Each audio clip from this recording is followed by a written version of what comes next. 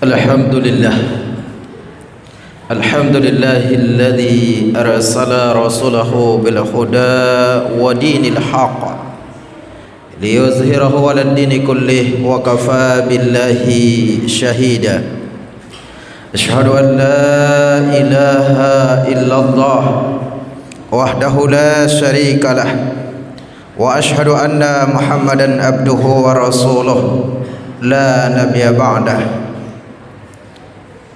فيا أيها الحاضرون أوصيكم ونفسي وإياي بالتقوى الله وطاعته فقد فاز المتقون وقال الله تعالى في كتاب الكريم أعوذ بالله من الشيطان الرجيم بسم الله الرحمن الرحيم يا أيها الذين آمنوا اتقوا الله حق تقاته ولا تموتن إلا وأنتم مسلمون وقال النبي صلى الله عليه وسلم في كتاب الحديث اتق الله حيثما كنت وأتبع السيئة الحسنة تمحها وخلق الناس بخلق حسن. Ma'asyiral muslimin jamaah Jumat rahimakumullah. Pada kesempatan mulia ini khatib tidak lupa berwasiat kepada kita semua, wabil khusus kepada pribadi hamba sendiri, untuk berupaya semaksimal mungkin meningkatkan kualitas iman dan takwa kita kepada Allah Subhanahu wa ta'ala.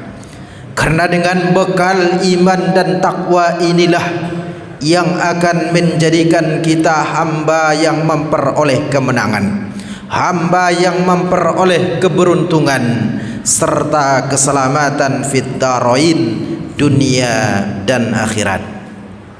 Ma'asyiral muslimin jamaah Jum'ah rahimakumullah. Tema yang akan kita angkat dalam kesempatan Jumat mulia ini yaitu urgensi menjadi mukmin yang kuat dalam setiap sendi kehidupan. Kenapa tema ini kita angkat? Karena berapa banyak saudara-saudara kita terkadang kita mendengar ketika dia melakukan kehilapan, kesalahan yang disengaja maupun tidak disengaja, dengan enteng dan ringannya ia mengatakan bahwa iman lagi lemah, sehingga seakan-akan menjadi legitimasi dengan mengatakan iman lagi lemah berbuat sesuka hati. Padahal Nabi kita ingatkan dalam hadisnya, isma syi'ta fa innaka maitun. Berbuatlah sesukamu, kalau kamu tidak malu maka buatlah sesukamu, kata Nabi. Oleh karena itu, hadis yang diriwayatkan oleh Abu Hurairah dari Nabi kita Muhammad sallallahu alaihi wasallam dalam kitab Sahih Muslim disebutkan, bunyi hadis tersebut, an Abi Hurairah radhiyallahu an qala Rasulullah sallallahu alaihi wasallam, al mu'min qawiyyun khairun wa habbu ila Allah minal mu'minat dhaif wa fi kulli khair ihris ala ma yanfa'uk wasta'in billah wa la ta'jiz wa in asabaka shay'un law anni fa'altu kana wa kaza wa kaza walakin qaddarallah wa ma syaa fa'alu fa in law taftahu amala syaitan. Hadis dari Abi Hurairah radhiyallahu anhu, bersabda Nabi kita Muhammad sallallahu alaihi wasallam, beliau mengatakan mukmin yang kuat lebih baik dan lebih dicintai oleh Allah daripada mukmin yang lemah, walaupun pada keduanya ada kebaikan. Saudaraku jamaah Jum'ah yang dimuliakan oleh Allah, dari hadis ini kita bisa ambil bahwa orang yang dicintai oleh Allah, khair, ketika disebutkan di sini dengan kata-kata khair, berarti tidak ada yang lebih dicintai oleh Allah selain mereka yang mampu menjaga kualitas imannya, yaitu dengan al-mu'min qawiyun, mukmin yang punya keimanan yang kuat. Kemudian disebutkan oleh Nabi lebih baik dan lebih dicintai oleh Allah daripada mukmin yang lemah. Dalam riwayat lain disebutkan al-iman yazid wa yanqus. Iman itu terkadang naik, terkadang turun. Maka disebutkan dalam hadis ini keutamaan orang yang punya atau mampu menjaga imannya tetap kokoh dan kuat. Dia mendapatkan dua keutamaan, yaitu khair, lebih baik dan lebih dicintai oleh Allah daripada mukmin yang lemah. Walaupun keduanya ada kebaikan, karena orang yang beriman kuat maupun orang yang beriman lemah, pada keduanya terdapat kebaikan. Maka Allah perintahkan melalui nabinya, ihris ala ma yanfa'uk wasta'in billah. Raihlah apa yang bermanfaat bagimu dan selalulah berlindung kepada Allah. Inilah yang kita maknai dengan zuhud. Zuhud dalam artian ada nilai manfaat dunia dan akhirat. Karena kalau hanya manfaat di dunia tanpa memikirkan akhirat, inilah pemahaman sekuler. Kalau hanya memikirkan akhirat tanpa dunia, ini adalah merupakan ilusi. Orang yang memikirkan atau orientasi akhirat tanpa dunia, maka hanyalah mimpi. Sedangkan orang yang orientasinya dunia tanpa akhirat akan hancur. Maka dalam hadis ini disebutkan, raihlah olehmu, kata Nabi, apa yang bermanfaat bagimu. Tentu manfaat dunia dan juga manfaat akhirat. Dan selalulah berlindung kepada Allah. Kenapa orang banyak melakukan penyelewengan? Kenapa orang banyak berbuat zalim? Karena ia lupa berlindung kepada Allah. Maka disebutkan dalam riwayat, orang yang pelaku dosa, yang bergelimang dengan maksiat, ketika ia melakukan suatu kemaksiatan, maka imannya akan keluar dari dirinya. Maka ketika ia terlanjur melakukan sebuah maksiat, maka ia menyesal atas apa yang ia perbuat karena kehilapan yang ia sengaja ataupun tidak disengaja. Maka dalam hadis ini dianjurkan kita selalu berlindung kepada Allah, selalu ingat kepada Allah dimanapun kita berada. Bukankah Allah dalam surah Al-Munafikun menegaskan, innallaha khabirum bima ta'malun. Sesungguhnya Allah menyaksikan apa saja yang diperbuat oleh hamba-hambanya. Maka kita meyakini ketika Allah hadir dalam setiap gerak-gerik kita. Inilah yang kita kenal dalam agama kita disebut dengan muraqabah. Selalu merasa diawasi oleh Allah Subhanahu wa taala. Ingat saudaraku, bahkan disebutkan dalam sebuah riwayat bahwa ada orang yang ketika di hadapan manusia ia seakan-akan orang soleh, orang yang abid, ahli ibadah, tapi ketika ia bersendirian, ia bermesraan dengan setan, alias ia adalah pelaku maksiat. Na'udzubillah min zalik. Maka khatib ingatkan, selalulah kita berlindung kepada Allah dimanapun kita berada, karena Allah menyaksikan apa saja yang kita perbuat. Ma'asyiral muslimin jamaah Jum'ah rahimakumullah. Kemudian dalam lanjutan hadis, ihris ala ma yanfa'uk, raihlah apa yang bermanfaat bagimu, wasta'in billah, selalulah minta tolong kepada Allah. Karena hanya kepada Allah lah kita minta tolong. Dan ini yang selalu kita ulang-ulang dalam salat kita, iyyaka na'budu wa iyyaka nasta'in. Hanya kepadamu kami menyembah ya Allah, kepadamu pula lah kami memohon pertolongan. Ingatkah kita bagaimana kisah Nabi Yusuf alaihi salatu wassalam dengan Zulaiha yang hampir terjerumus dalam perbuatan hina? Maka Allah memberikan pertolongan kepada Nabi Yusuf alaihi salatu wassalam sehingga terhindar dari perbuatan dosa yang hina. Maka jangan lupa kita selalulah berlindung kepada Allah, selalulah perbanyak isti'azah, perlindungan kepada Allah. Mudah-mudahan kita selamat dari godaan-godaan, baik godaan hawa nafsu, apalagi godaan syaitan yang terkutuk.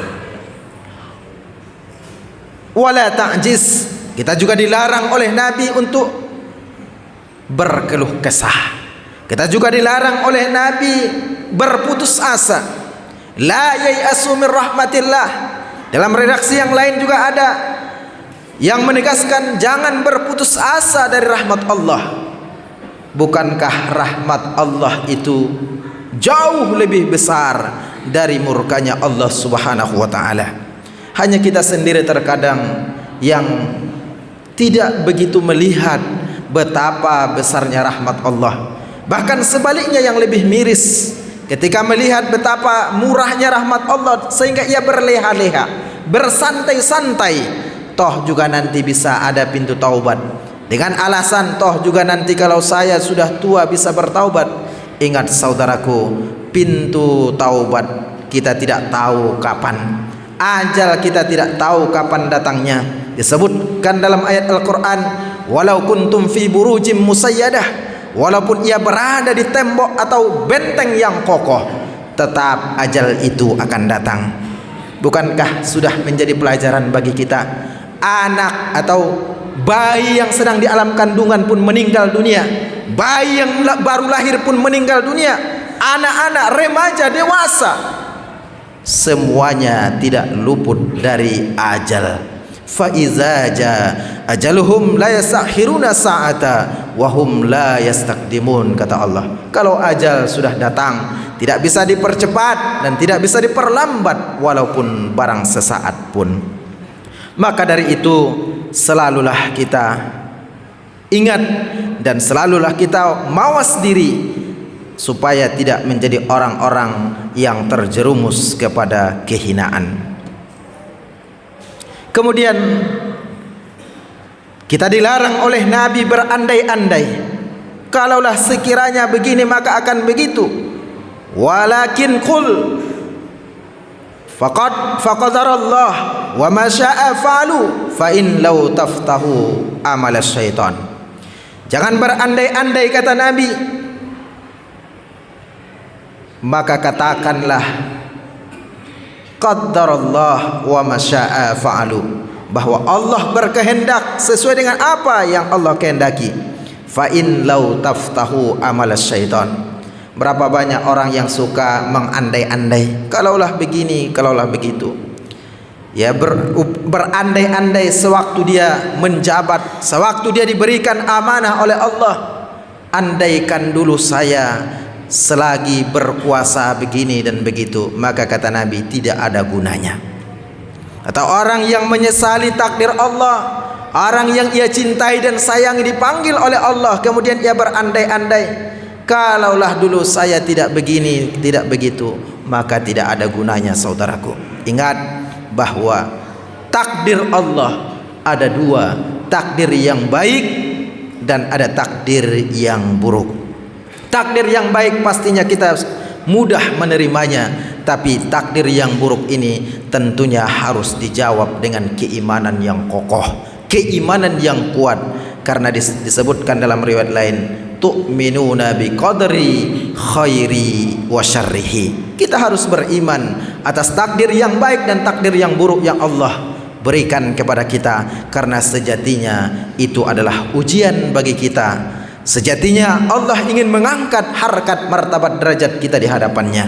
Jangan pernah mengeluh, jangan pernah mengupat, mencaci, memaki, apalagi sampai seakan-akan kita ingin mendikte orang lain, seakan-akan kita harus mengatakan orang lain harus seperti ini terhadap kita. Kita harus legowo, kita harus menerima takdir apa yang Allah berikan kepada kita. Bukankah Allah ingatkan dalam surah Al-Muluk ayat yang kedua, Allah Ta'ala berfirman, maksud kami surah Al-Ankabut, a'udzu billahi minasyaitonir rajim, alladzi khalaqal mauta wal hayata liyabluwakum ayyukum ahsanu amala. Allah yang menjadikan hidup dan mati supaya Allah melihat siapa yang lebih baik amalnya. Maka mari kita jadikan setiap apa yang terjadi dalam kehidupan kita adalah sarana untuk meningkatkan diri kita, ketakwaan kita kepada Allah. Jangan pernah berkeluh kesah, jangan pernah berandai-andai untuk sesuatu yang tidak baik, karena akan hanya membuka peluang bagi syaitan. Sebagai kesimpulan khutbah kita ini, mari kita jadikan, kita jaga iman kita tetap kokoh dan kuat. Kita jadikan iman kita menjadi iman sebagai selayaknya para orang-orang soleh sebelum kita, yang mereka mampu melewati ujian kehidupan dengan lolos, berhasil melewati ujian demi ujian, dan Allah berikan ridhonya kepada mereka, yang disebut dalam surah Al-Fajr dengan kalimat yang lembut, ya ayyatuhan nafsul mutmainnah irji'i ila rabbiki radiyatan mardiyah fadkhuli fi ibadi wadkhuli jannati. Mudah-mudahan khutbah yang singkat ini bermanfaat dan kita berusaha semaksimal mungkin untuk menjaga kualitas iman kita, karena dengan iman inilah kita akan selalu kokoh dan tegar dan menjadi hamba yang terbaik dan dicintai oleh Allah. Barakallah li wa lakum fil Qur'anil azim wa nafa'ani minal ayati wa dzikril hakim wa taqabbal minna wa minkum tilawatahu innahu wal ghafurur rahim.